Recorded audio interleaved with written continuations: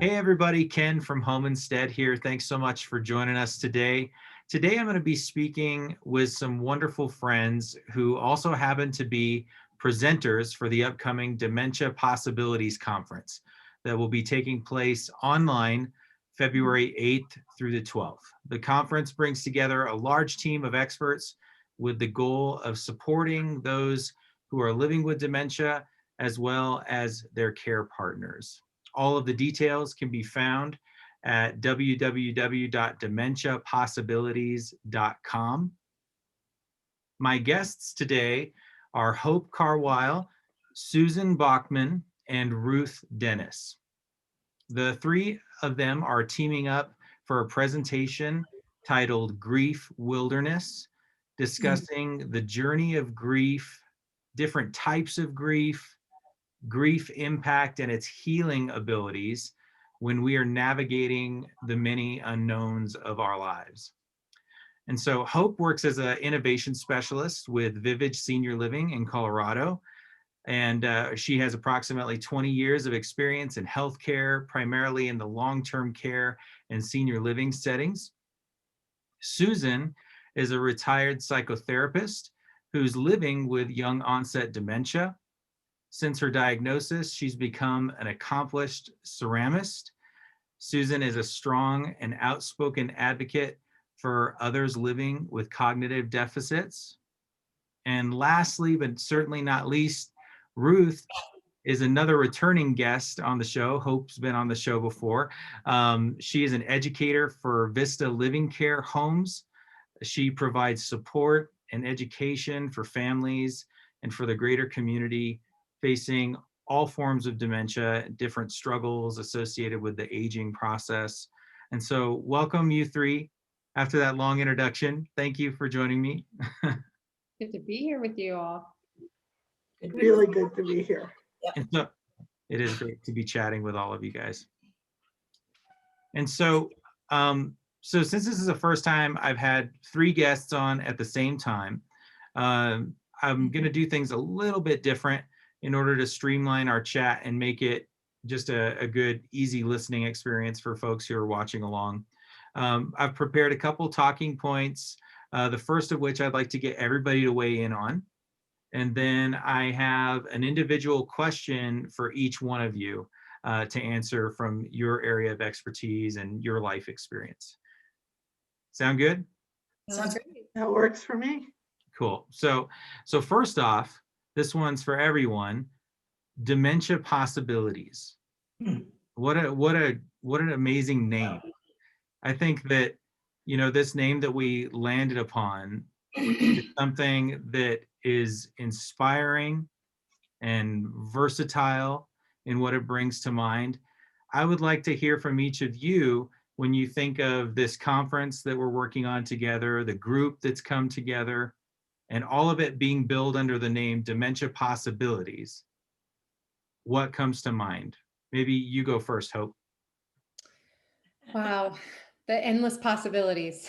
That's what comes to my mind. No, um, I think it's really shifting the paradigm in regards to how we view dementia. We really are sitting in a space of ability and strengths and almost our new skill set while living with dementia. Unfortunately, we know in the culture of dementia and just the culture at large, we tend to think that life is over once you receive the diagnosis. Mm-hmm. And for some, life has just begun. They're able to tap into other things that they haven't traditionally been able to tap into. Yes. And I think that changing it to a strengths-based approach just really has us go deeper and has us sitting in a place of further understanding. And with the conference, we have so many great individuals, so many professionals and individuals bringing their personal experiences with dementia to the table and looking at it through that new lens, which who knows where that will take us. Yeah, absolutely. Susan, what gets you most excited about the Dementia Possibilities Conference? Lots. I mean, I think the thing that's the most exciting for me about dementia possibilities is this is endless. This is not just an end point. It's a beginning point. And for me,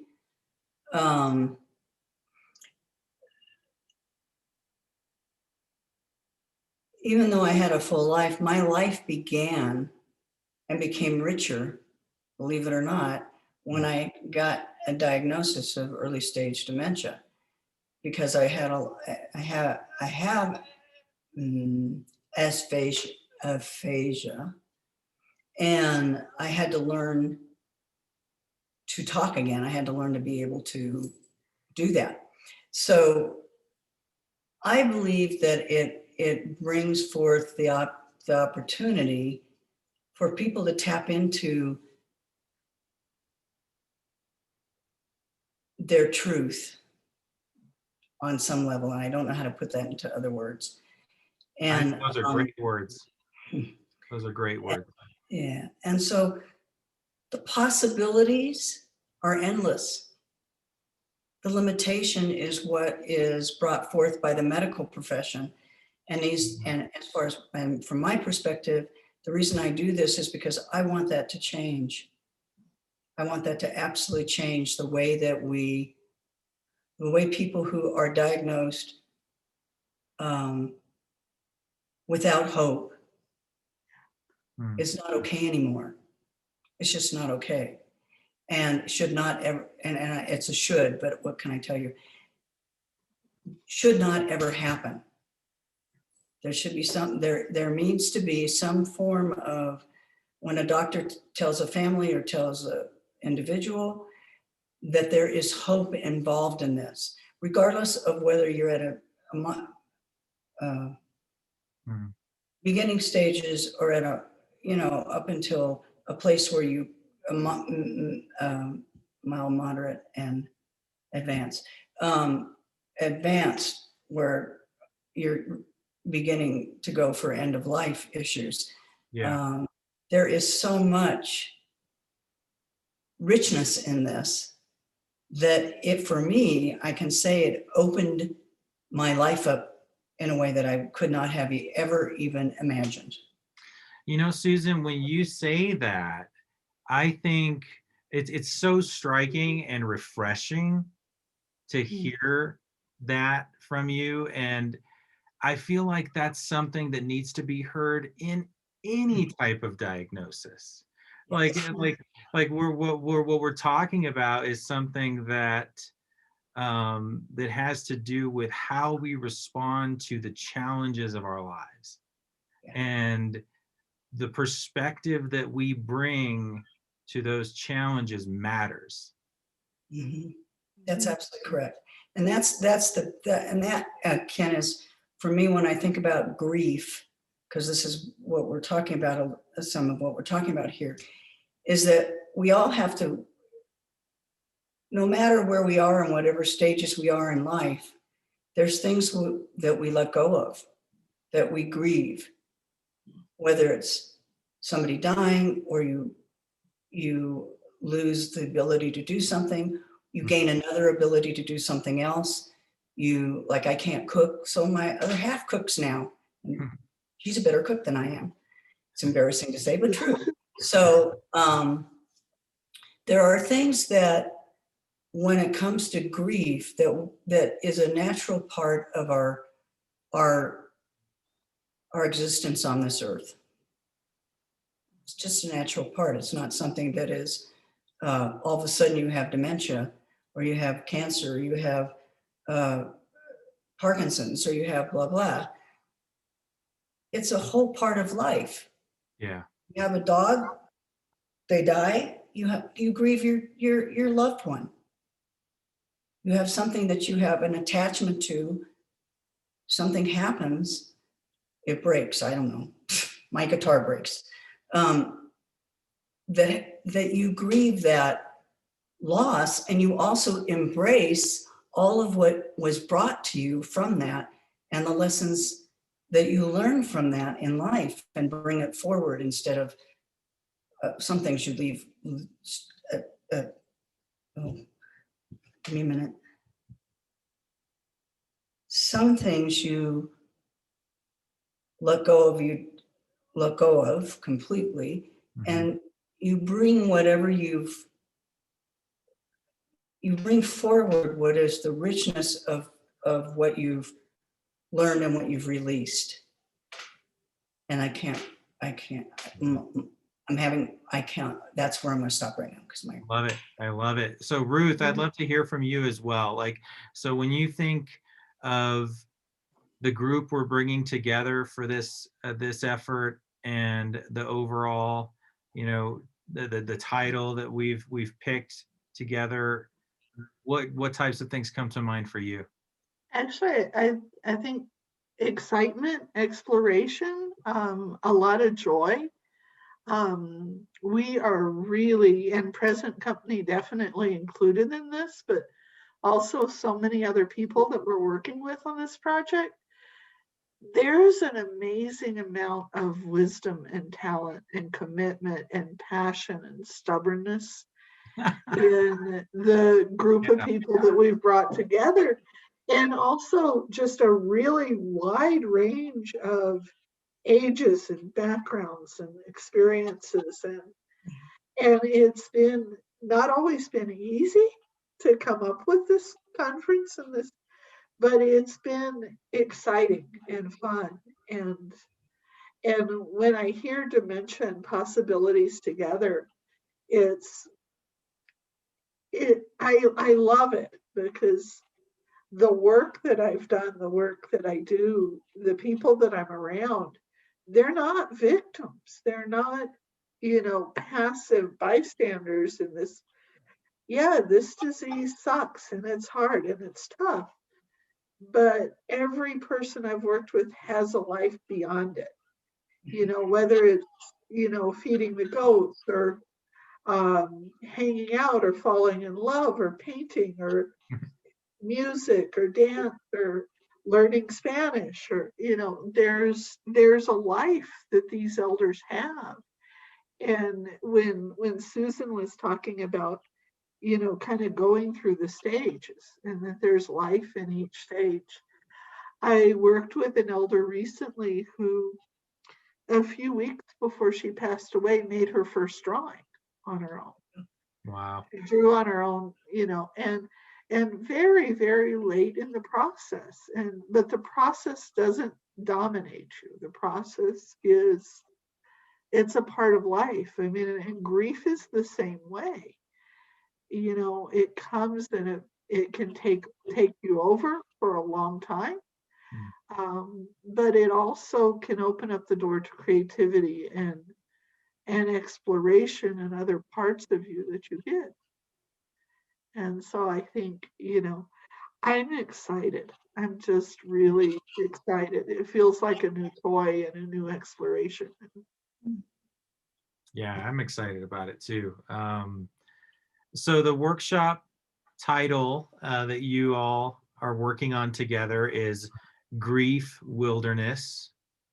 And so I was thinking, rather than going through like a specific preview of the talk and the things you guys are going to be covering, I thought it would be really, really interesting to get perspective from each of you, individually with regard to the journey of grief and pulling from your professional and your own life experience. And so here's where I had some questions that are more targeted for each individual. So Susan, I was thinking, living with early onset dementia, receiving that diagnosis, I'm sure you have quite a bit to say about the journey of grief that many people living with dementia and their caregivers are going to be able to relate to. And so what are the main things that come to mind with regard to that part of your journey? oh, wow. That's a big piece. I think first of all, I want to say it doesn't come all at once. So it's kind of for me, so I just turned 71 yesterday. Happy birthday. Happy birthday. And thank you. The reason I'm saying that is because turning 71, there's things that I am releasing that at 50, I don't do as well. Just like with dementia, I think the hardest thing for me, can you ask me that question again, Ken? Because I Yeah. lost it. Yeah, so I'm thinking that, from the perspective of your experience with grief as it pertains to your diagnosis, what Okay. what does that bring to mind that you would want to share for people listening? Well, one thing is that I just realized that I just did with you, one of the things, so my not having, because I was a therapist for 40 years, or in the field of psychology for 40 years, and a therapist. And one of the things that happened in that process was I identified with my profession probably more than I identified with who I am Mhm. as a being, because it was a lot of who I was Yeah. in my life. And then I got this diagnosis of dementia, and I was losing my language, my verbal skills. And when I think about grief,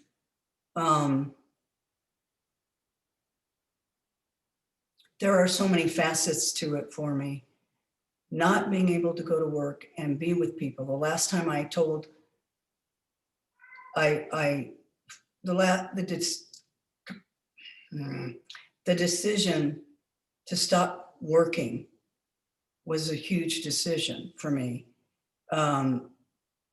because I'm going to share this because I think it's really, really important. It's part of my grief process. Mm-hmm. When I realized as a therapist that I was sitting across from my clients trying to figure out what the word can means, how to spell it, and I'm using the word can, there were many words, and if somebody said a word that would be like second nature to me, and I was sitting there trying to figure out what that word meant or what it was. I couldn't figure out even how to spell it. I didn't even know, I couldn't figure out what it was. For me, that was telling myself that I no longer could be doing what I was doing, Mm-hmm. because I couldn't follow, I couldn't, I couldn't get past the piece that I couldn't remember how to say something or figure something out. And it's the same thing with my cat's meowing. So if you hear anything, my cat's meowing. He had to have 2 cents in here today.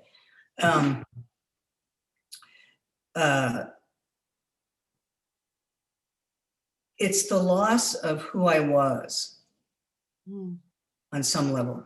Not all of who I was, but a large part of who I was. Yeah. And moving into discovering, for example, really discovering my clay, because that became my voice. And I tell the story, and I don't know how much time I have, but I'm going to tell the story because it's important.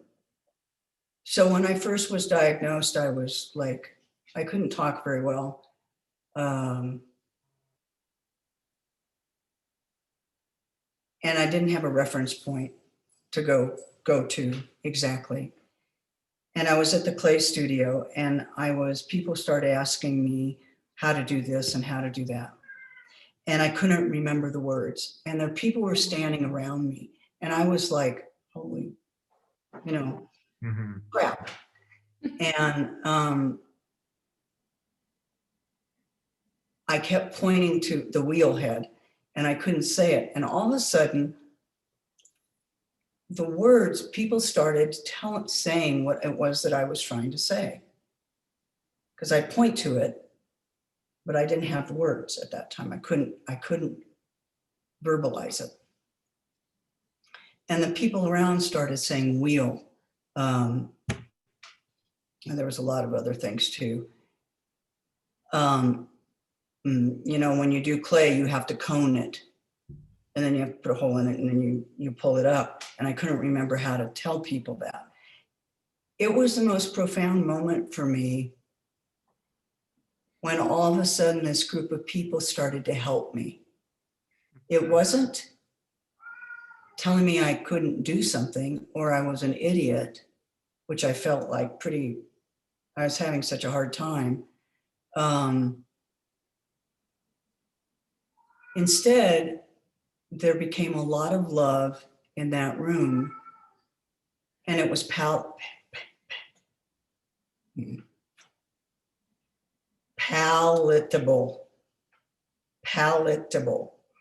And in that moment, and that was the moment for me that I realized I could do anything I wanted to do, but I had to be the one who did it. I had to go out.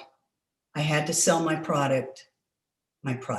Somebody told me this was product. Whoever thought that word? Anyway, my stuff.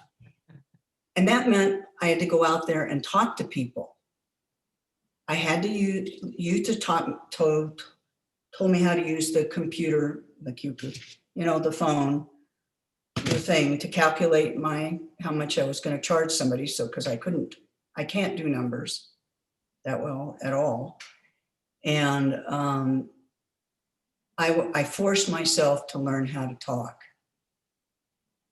because I had to talk to people. You can't just put your stuff out there and let them pick it up. They ask you what it is, what it's made of.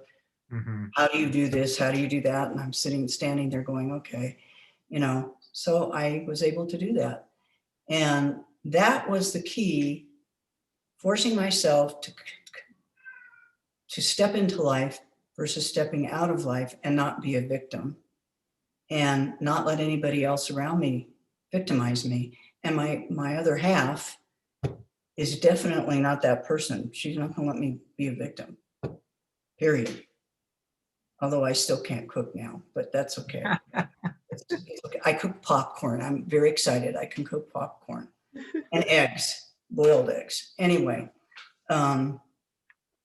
That's so inspiring. that's it. I'm glad you Yeah. shared that story and your experience because it's inspiring from wherever, you know, whatever types of challenges people are living from within, you know, like that's great advice to take the step, you know, toward, you know, living rather than stepping back toward, you know, just, you know, kind of giving up. I think it makes all the difference, like you're saying.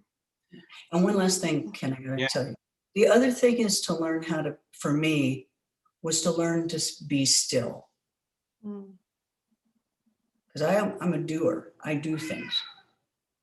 You know, I do things. Your cat agrees. Yeah, the cat is I agree. on. Yes, she's hungry. And so, but he does agree. And so I had to learn just to be still. And when I did that, you know, some people call it the fog. I call it the blank spots, where there is nothing there. And when I mean nothing, you know, somebody, oh, you're meditating. No, I'm not meditating. There's nothing there. It's like blank. The brain doesn't work. The mouth doesn't work.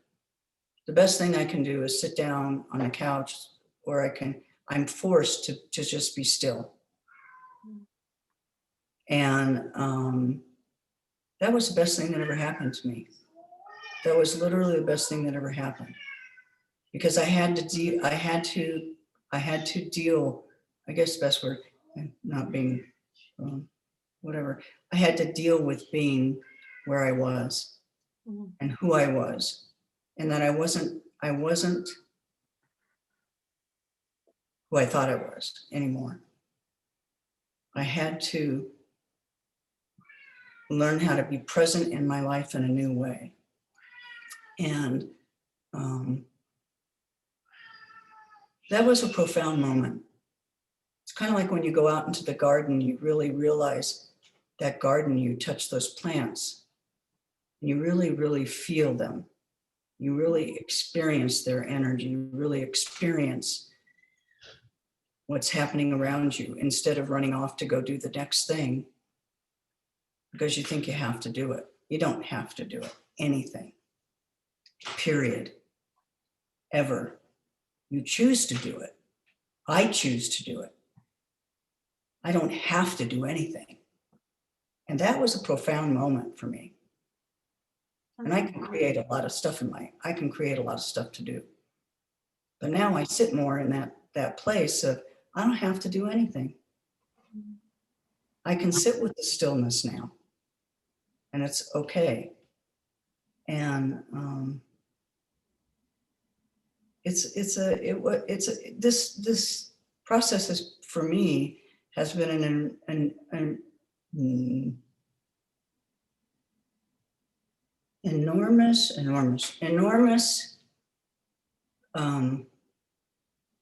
gift. And then I went to the cafe, and I have to tell you, that really challenged me. Because I was the professional when I went in there. I was no longer the professional. And let me tell you,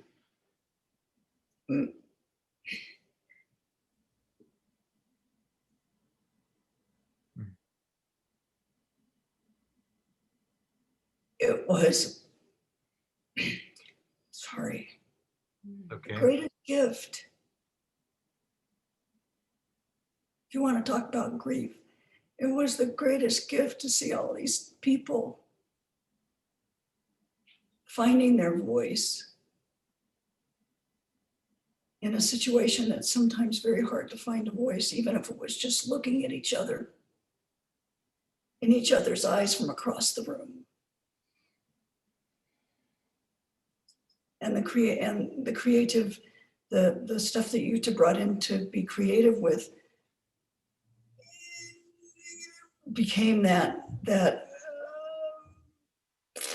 avenue for expression.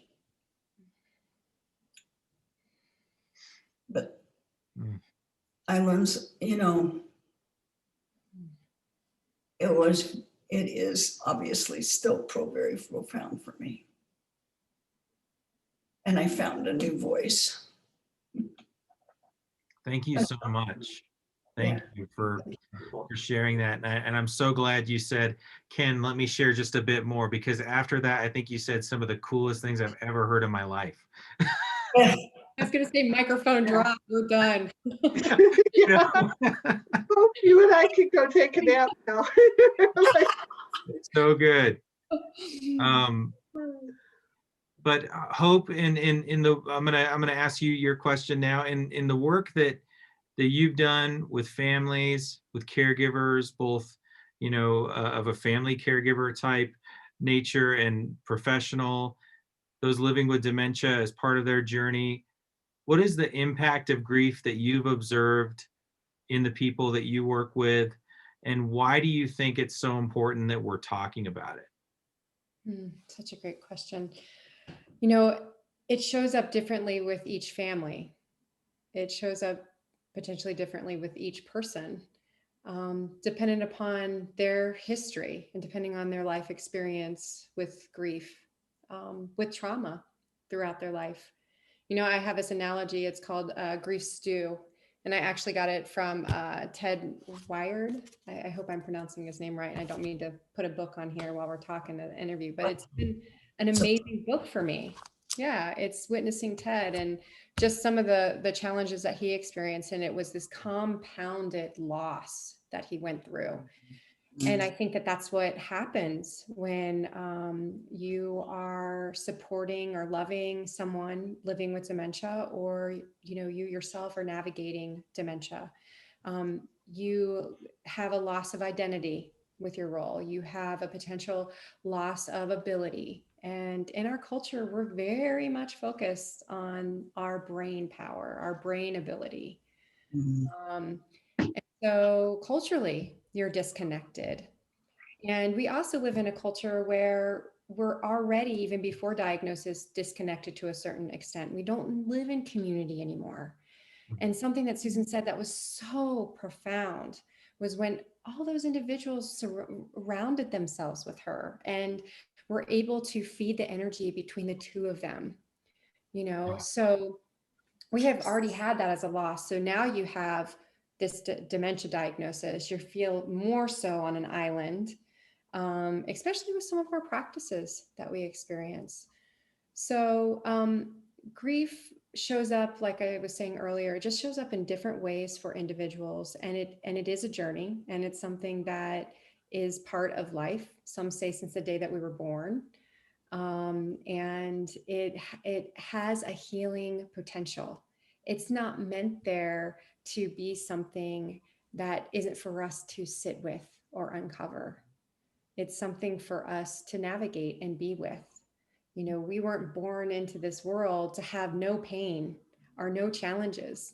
We were actually born in this world to have some pain and have some challenges so that we learned from that. Um, and I think in working with families and residents, you know, I have to admit, it's been a while since I've had that opportunity. I have on occasion, I work with a family and a resident. I more do programming now and support for the employees closest to the individual and their family. Um, I think it's that trying to find that silver lining because, you know, like Susan touched upon, mainstream healthcare shows up for us in a lot of positive ways. However, it does become more of a negative and not a hopeful situation. It's not a situation that you can still continue to grow and learn from. And so when families get caught up in that diagnosis, we might not see that silver lining that it's trying to teach us to be still, to be in the moment, to really get to know that person, and that you don't have to have words between the two of you to get to know one another. You know, when we first hold a baby, like I just held my niece for the first time 2 weeks ago, most magical moment of my life, other than when I held my nephew. But she's all knowing. She knows so much more than I. That's the sense I got with her. And this process of living with dementia, and Susan, please tell me if I'm just seeing something that might not be there. But when I sit with someone living with dementia, I feel like their knowing is so much deeper than mine. And it's like, how can I sit with them and learn their new language to uncover this divine wisdom? And so that is where I think family and residents struggle because mainstream isn't teaching that. You know, When you said the thing about, you know, mainstream healthcare kind of having that short-sightedness, you know, with regard to basically what we're talking about, I think is mental health. And like mental health, even though it's a topic that is focused on a lot these days, it still has a fringeness to it. It's like, you know, it's out there with acupuncture or something like it's something you go do if you need that, but like we're not going to have it in every, you know, clinic or in every hospital. We're not going to be highlighting it, but it's, I mean, my goodness, it's like 50 to 90% of it, I think, like the whole thing. and we don't realize how much, you know, I'm longing for a day that we bring the microbiome. So your first brain, your second brain, your heart, and then your brain, and how they all connect. And we've got a lot of stuff going on in our culture that doesn't teach us belly, like stomach health and heart health and brain health. Like those are fundamental to higher quality of life and being, and purposeful living. You know, why do we become so attached to this one role, which sometimes is so far outside of our core and who we might be on a daily basis? We need it. You know, we need that to be part of who we are. But I think so. You know, just thinking about the residents, thinking about the family members, it's a grief stew. There's all sorts of stuff in there, and you don't necessarily need to figure out what it's all for. You know, it's like grabbing everything out of your fridge and putting it in a pot, you know, to make a soup. You don't have to necessarily know all the ingredients, but just know that it's complex. And if you sit in stillness and you be with it and look at it as a learning opportunity, so much magic can happen. Mm. Yeah. Amazing. I knew that this conversation with you three was going to be great. Ruth, I would like to ask you a question now. So one of the most striking phrases within the description of the talk you all have put together, to me, was the healing abilities of grief. And so I'd like to ask you, what would you speak to from either your own life experience or the work you've done with so many people about the healing abilities of grief? Mm. I think, and when you talk about the healing abilities of grief, I think one of the things that kind of comes to mind is there are certain experiences in your life, in all of our lives, that kind of strip all the BS away and strip all the nonsense away. And you get down to what's really important. And what's really important is the people around you and how you can trust them and love them and how they can trust and love you. Whether or not you're eating good food, whether or not you're listening to good music, whether or not you're dancing or holding somebody's hand. All the things that, and sensual is probably the wrong word, but sensory maybe, all the things that connect us to each other in the world. And I think in coming through grief as a family caregiver or as a professional caregiver, I mean, COVID has brought professional caregivers into really profound grief states.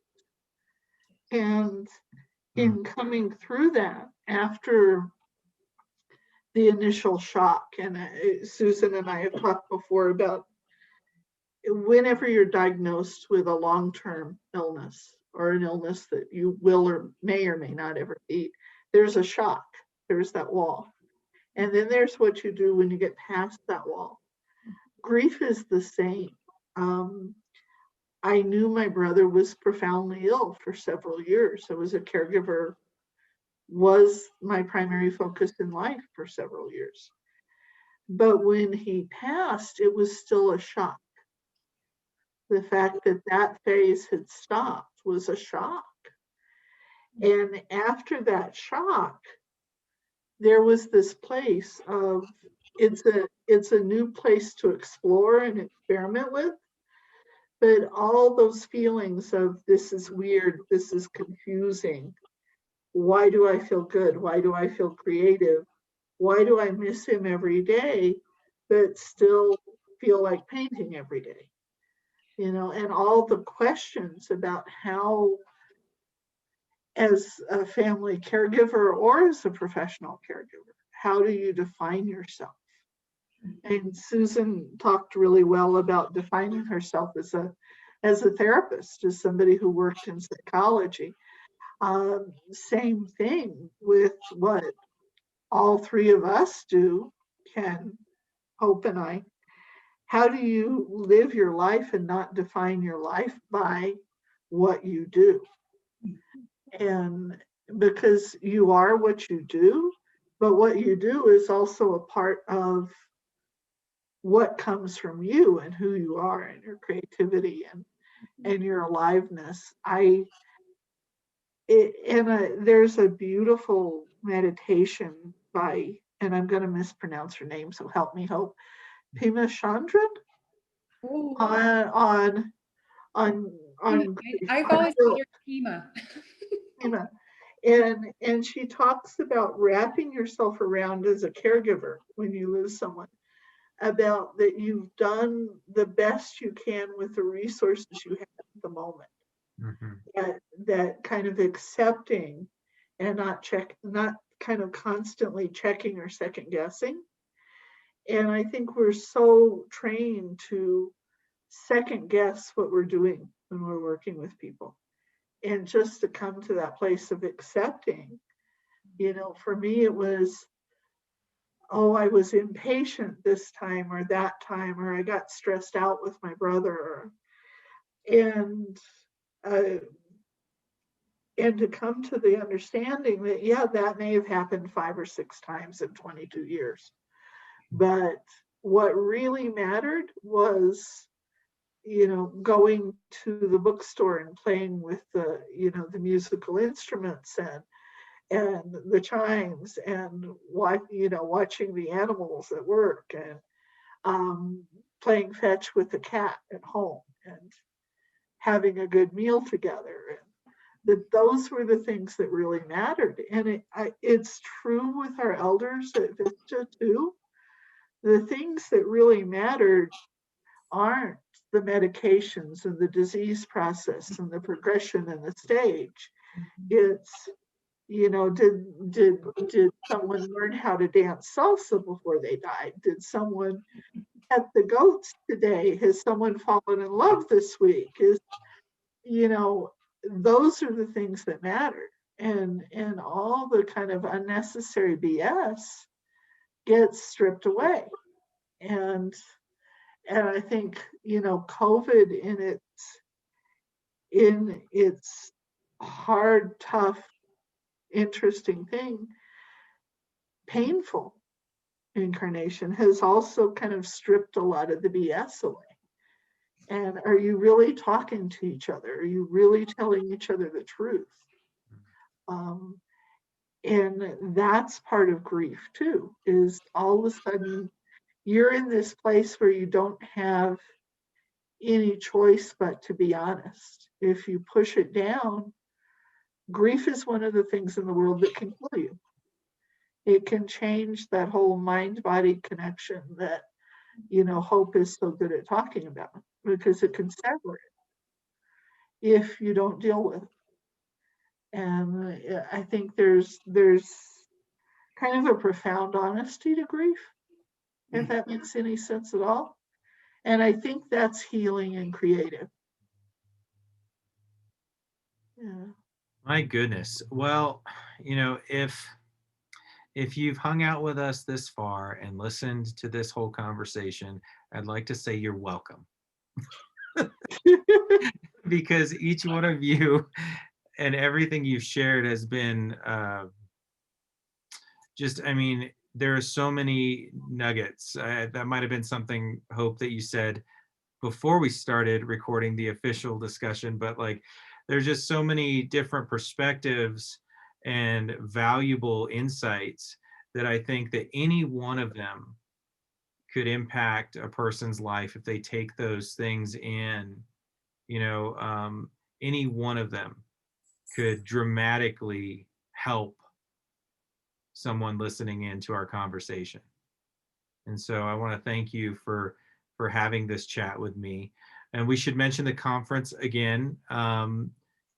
If you want to know about the Dementia Possibilities Conference, you can go to dementiapossibilities.com.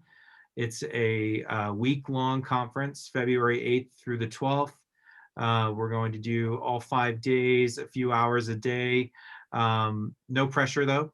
We know that caregivers have a lot of things going on in their lives. And so if you don't make it to all the sessions, we're going to archive them later for you.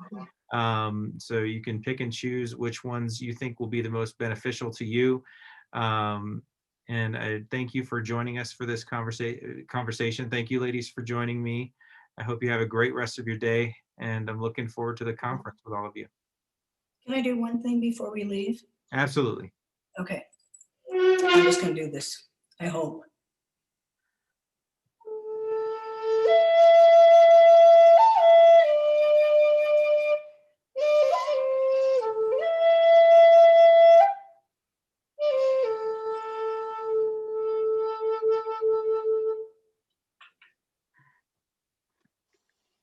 Yeah, Thank you. amazing. I should scoot aside too.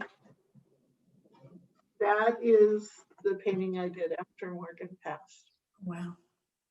Wow. So that is creativity and grief and healing and grief for me. Amen. I am so thankful to be here with all of you. I am bursting with gratitude and just thankfulness. Me too. This is really awesome.